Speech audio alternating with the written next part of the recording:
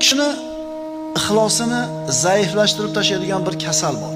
Kishining ixlosini zaiflashtirib tashlaydigan bir narsa bor, bir kasal bor. Nima u? Banda qilgan amaliga Allohdan mukofotni talab qilishi. Qilgan savob amalingizga Alloh taolodan mukofotni talab qilishingiz.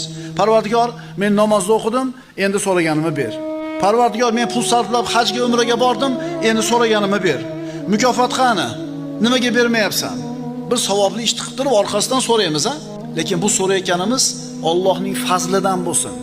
Nima degani? Alloh taoloni rozi qiladigan ishni qildik, orqasidan duo qilyotib, namoz o'qiganim uchun ber emas, roza tutganim uchun ber emas. Balki so'rang, Parvardigor, o'zingni fazli marhamatingdan ber deylik. Agar qilgan amalimizga mukofot talab qilsak, bu ixlosimizni pasaytirib, susaytirib yuboradigan amal ekan.